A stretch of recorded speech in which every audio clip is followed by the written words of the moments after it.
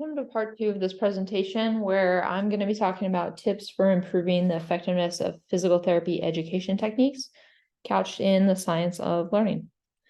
So learning objectives I already went through in part 1, so I'll skip through these, but in the second part, I really want to gain some opportunities for you all to apply these different learning science principles, and I will talk you through some exercises in order to come up with some teaching and learning exercises and activities for your students within a physical therapy setting.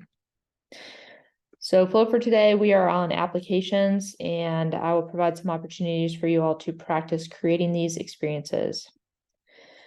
So just as a reminder, these are the evidence-supported learning science principles that we have been working with. So the acronym GAINS, and to remind you with that, we want to focus on activities that can help students generate understanding, teaching to learn, and explaining the whys are kind of the two examples I gave, and we'll discuss ways to integrate those into the classroom setting. Providing opportunities for active retrieval for students, utilizing interleaving in your class and curricula design, utilizing mnemonics and memory tips, and then finally spacing.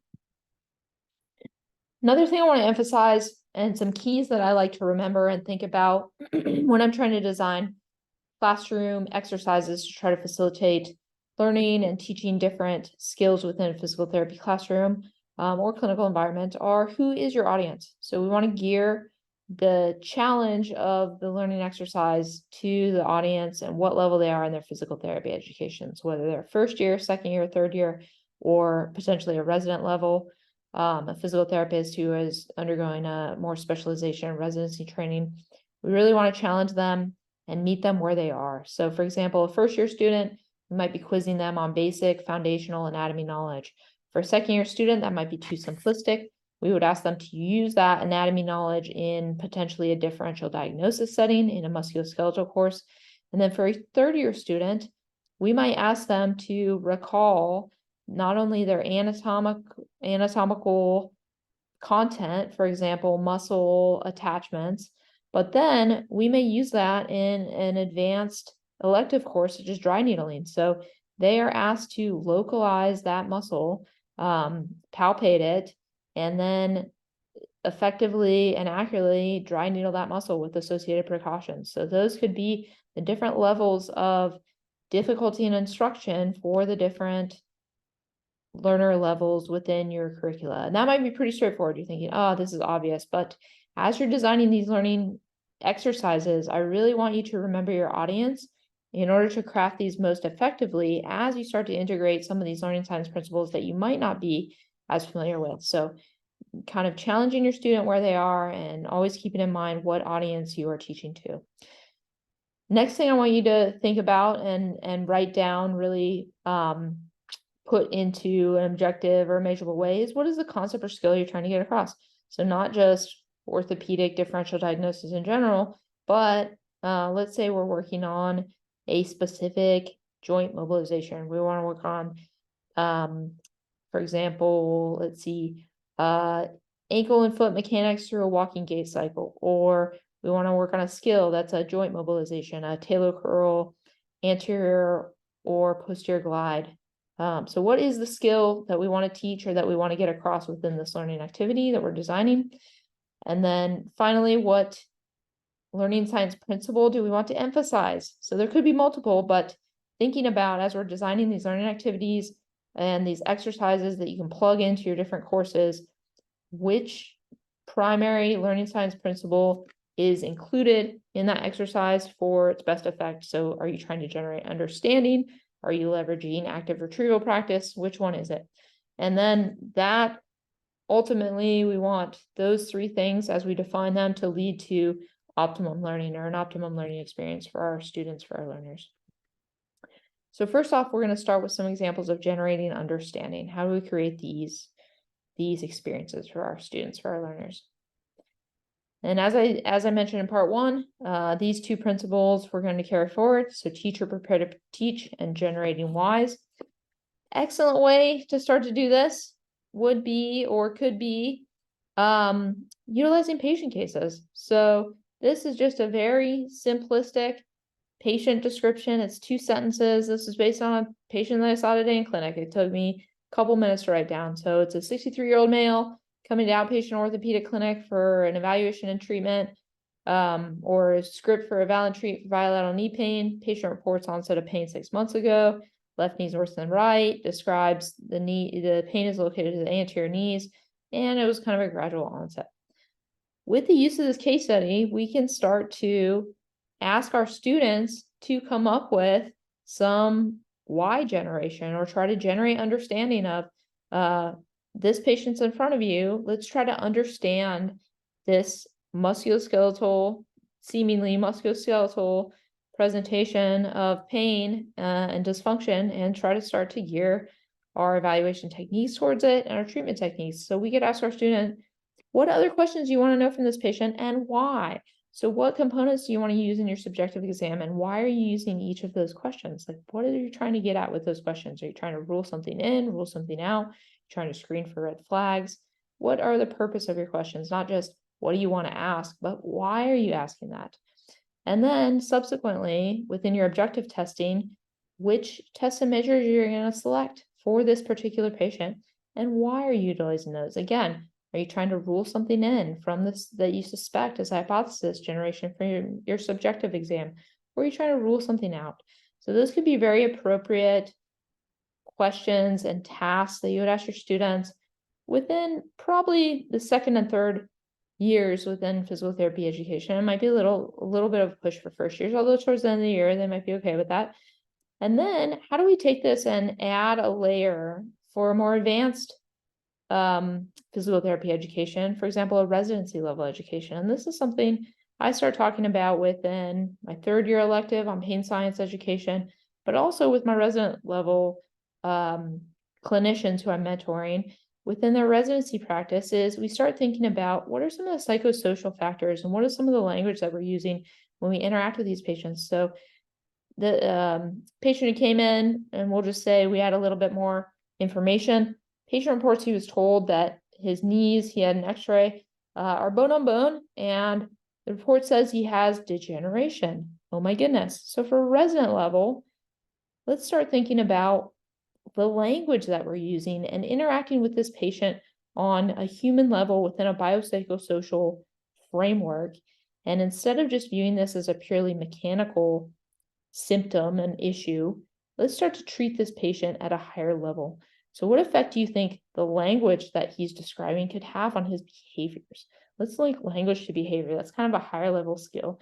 And then a lot of times I'm asking my patient or my students to apply then some patient education, some pain neuroscience education. So what analogies might you use for this individual? How could you reframe some of that nocibic language? And then finally, and this is something that I think is quite neat, and a point that we can leverage with all of our patients with persistent pain, but also in diagnoses like tendinopathies, arthritis, that is longstanding and persistent. We know that some of those conditions actually have a nociplastic component to them instead of just nociceptive. So let's start getting our students to think about this. What are some, what do you know about conditions like this and possible sensitization changes? Or how can we test for sensitization changes?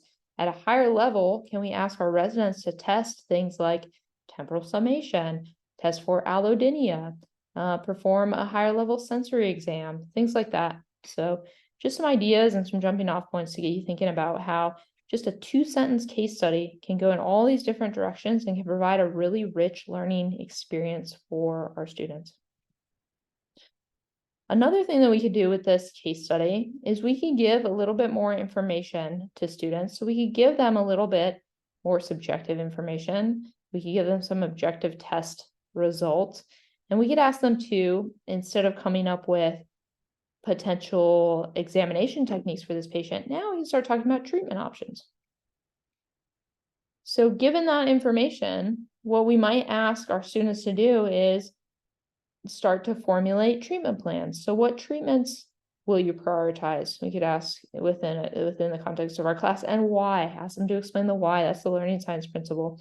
We can link impairments with function and start to lead our students in that direction.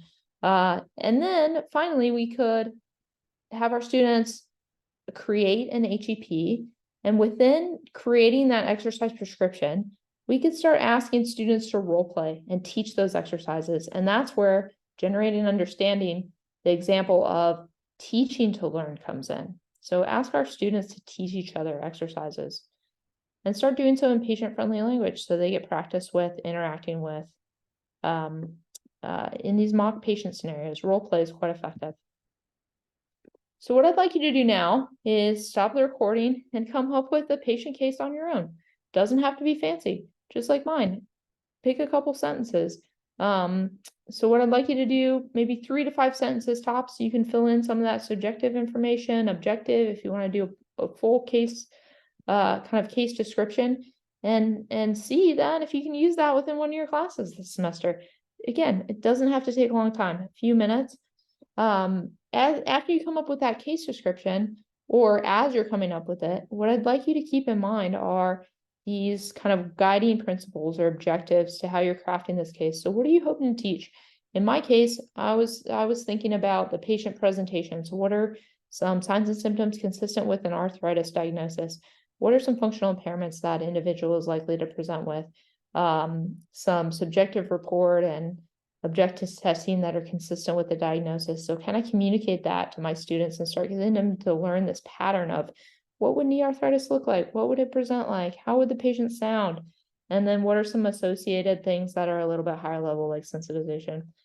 Who's your audience? And how can you craft some of your follow-up questions to your audience?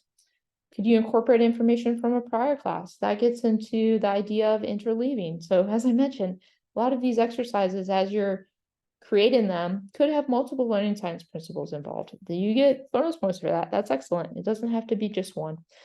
Could you foreshadow or could you incorporate information from a future class for these students so that they get a little bit of a, maybe they're not at a level where they understand pain neuroscience education, but can you kind of sprinkle that in throughout the curricula so that they get a sense for some of this higher level decision making?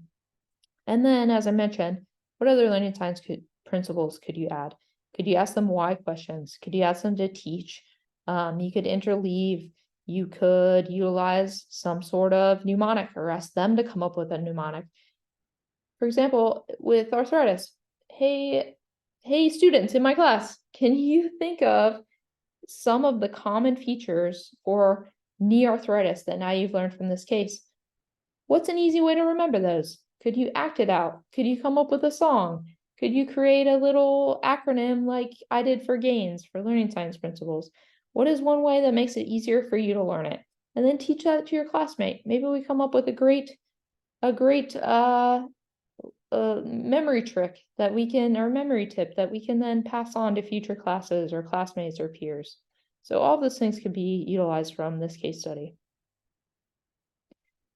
These are some examples of other examples that I've utilized of teaching to learn exercises or ways that we can incorporate these within DPT curricula. So it could be interclass, it could be role play, as I mentioned. So student physical therapists teaching each other different skills, whether that's an exercise or a mobilization technique or whatever it might be between classes. So first years could teach third years, for example, a board prep review. I've done this within anatomy labs. So as part of your anatomy review for this module, you're going to have third years come in who are reviewing for their board prep. And you're going to teach them on a body donor, some anatomy, which they probably haven't seen in situ in a couple years. So that's an excellent way to get some interclass interaction and a great learning opportunity for both sides, but especially the first years are learning by teaching. Multidisciplinary, we could have students in physical therapy teach nursing students, so teaching them transfer skills. We did this when I was a student in Ohio, and it was quite cool. It starts to help with our healthcare communication and collaboration so that we get more comfortable speaking and interacting with one another, but then it's also an excellent opportunity to learn via teaching. Other examples of this are what I like to call the teach forward method, and then what's been called and what's been studied the teach back method. So the teach back method, I'm going to start there. that has been utilized in multiple settings, but in one setting it's been utilized in is ER discharge instructions. So for example, nurses will teach a patient on discharge from an ER, what do you need to do? So you need to take this medication to prevent blood clots, for example, as you're being discharged. And then in order to facilitate remembering and facilitate performance of that instruction, the nurses, and they've studied this, the nurses with best effect will have that patient teach them back what they just communicated. So what do you need to do upon discharge? Oh, well, I need to take that medication. Why do you need to do it? Well, because I need to prevent blood clots. So their retention and their adherence to that instruction are actually improved for just telling somebody what to do when they're discharged. So we can use that same principle to facilitate learning. So especially in a clinic setting, this is quite powerful. As a clinical instructor, we can teach a skill to a student and we can have that student teach us back.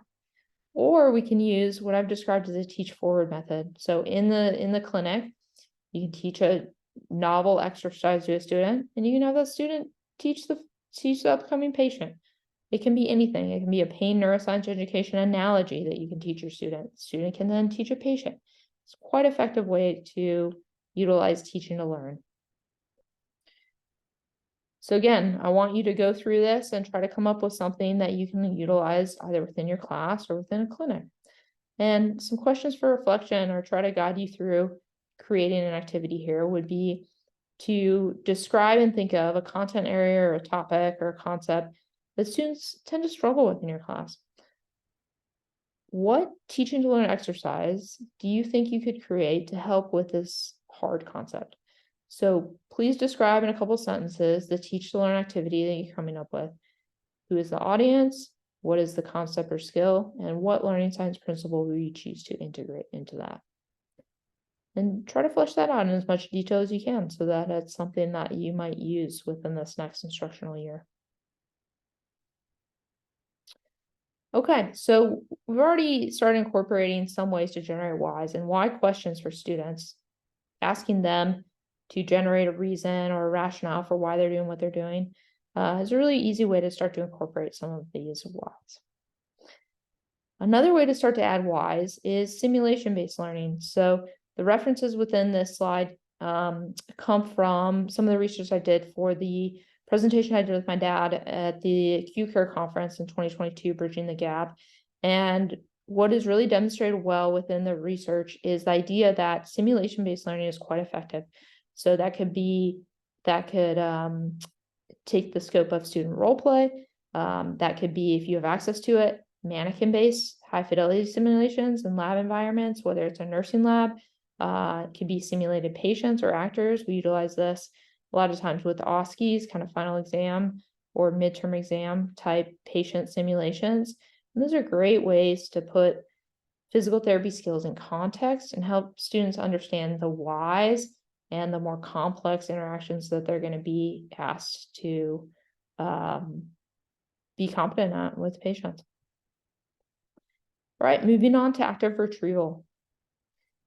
Active retrieval, at its very basic, the easiest way to start to incorporate this into your classroom is to ask more questions. So it's funny, we were grading exams last week, and for musculoskeletal, for an orthopedic block that we utilize with second year PT students in the summer. So they're coming to the end of their block and we need to quiz them on their decision making and their application of these orthopedic skills. So they come into my little section where we're doing our part of the practical and they say, "Oh no, Dr. McDaniel." And I said, "What?" And they say, "Oh, we just get nervous that you're our grader." I say, "Why?" I try to be kind and understanding. I don't think I'm a mean instructor. And they say, "Oh, it's because you ask so many questions."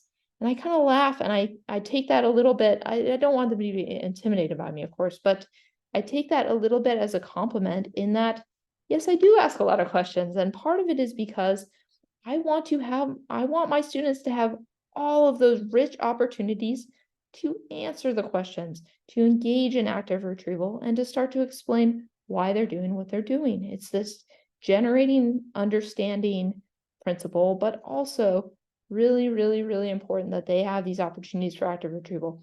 I don't need to tell them what is what in physical therapy. I'm not trying to communicate how much knowledge I have. Yes, I'm there to serve as a learning guide. I'm there to serve as a correction or try to figure out the answers if I don't have them, obviously. But what I really want is to provide opportunities for them to demonstrate their knowledge. And that's why I think questioning, and I use this funny phrase, ask before telling, is so powerful within our educational settings. So let's ask our students before we just start giving them the answers. And this could be in the context of really any class and any teaching experience. So these are just a couple examples of questions that you might ask within your presentations of information or lecture. So what direction are you going to mobilize an ankle to improve dorsiflexion range of motion? And then the second question, and why? Well, we know our roll glide rules at the ankle are going to indicate that if we really want to follow those rules, the talar curl joint is going to have, let's just say, open chain. It's going to have an anterior roll and a posterior glide. So what mobilization technique are we going to choose to mobilize and improve dorsiflexion? Well, we want our students to come up with that posterior glide. And if they understand the rationale behind it, even better. Another question we can ask within an acute care setting, what do we want this patient's discharge destination to be? Coming up with a rationale for why. Another great way to start to incorporate active retrieval is fill in the blanks. We can have them fill in charts, such as the Cyriax diagnostic chart for tissue pathology. Start to understand why these things are the way they are, but also add some active retrieval practice.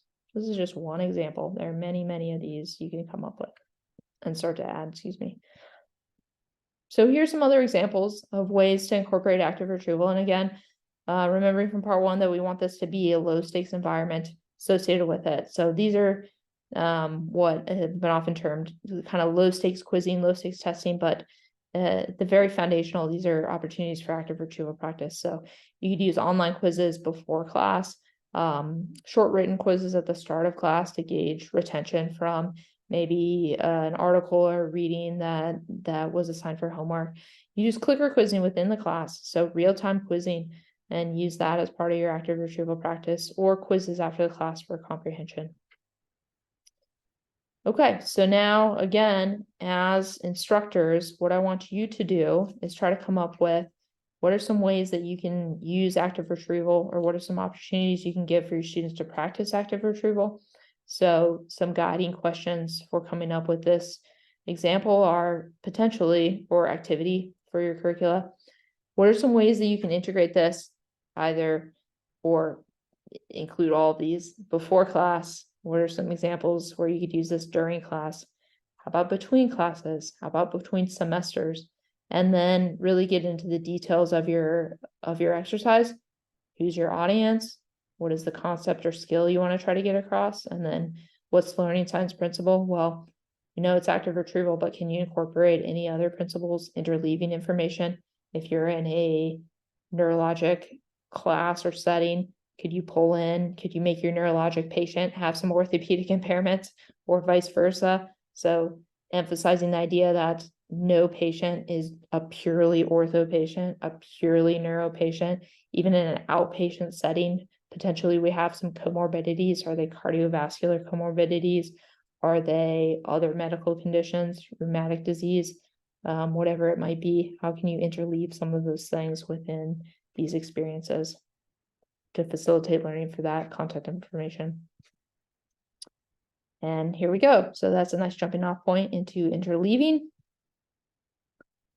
One example I love to use as an example for interleaving is, what if we were to follow a patient case throughout their continuum of care? I just think this would be so cool. So what if we start with that patient in an acute care setting, follow them to inpatient rehab, and then to home health? We could use this within a class following a patient, or within a specific course following that patient's progression in different settings with different progression of disease or impairment. We could follow them across the course of a year within a physical therapy program. We could use that same patient case, or across a 3-year DPT program. and thus use the principle of interleaving. So this is just one example. Again, I'm pulling the patient case that I used earlier in the PowerPoint, and this is just kind of a hypothetical. So we saw them in an outpatient orthopedic setting. Let's just pretend they weren't getting better. They have this primary diagnosis of bilateral knee OA. They elect to get a knee replacement as a surgical treatment for that. And then we see them in acute care setting. So in acute care, what does that patient present with, and how are we going to evaluate and treat them? And then let's say a month later, we see them again in an outpatient orthopedic setting, but now it's a post-surgical presentation. How are we going to treat them? What tests are we going to use? So we can use all the same learning science principles that we use for our case-based instruction. We could have them teach other students the treatments they would be utilizing. We could ask them to generate whys for their exam and for their treatment. And it's really neat. We're starting to interleave information from these different physical therapy classes and contexts. Orthopedic, inpatient, we could send them to potentially inpatient rehab. We could add a neurologic dysfunction. For example, we could perform a neurologic screen after the surgery. As you notice, I integrated really common deficit that we'll see is the nerve block wears off, is some sensory changes in that lower extremity. So how are students going to test for that? What's their interpretation going to be of those test findings? All right, so coming into the home stretch here, how would we use mnemonics or memory tips within our teaching exercises? Remembering one of the principles from the mnemonics section that I presented in part 1 would be the multisensory encoding. So can we use different senses to make this learning activity and this information stick because of more of a rich context? So for example, this is kind of a really nice adage I like to present from Confucius. So I hear, I forget. It's kind of passive learning. I see, I remember. I see something done, I remember it. You can visualize it. I do it and I understand it. So acting something out or performing a skill is really one of the best ways we know for long-term retention of a skill, of information. How can we use that within our classroom? These are a couple examples of ways I've used this acted out principle. It could be, and chunking is actually another memory tip, but it could be this example on the right of the different quadrants of the ankle and the associated muscles with those different actions.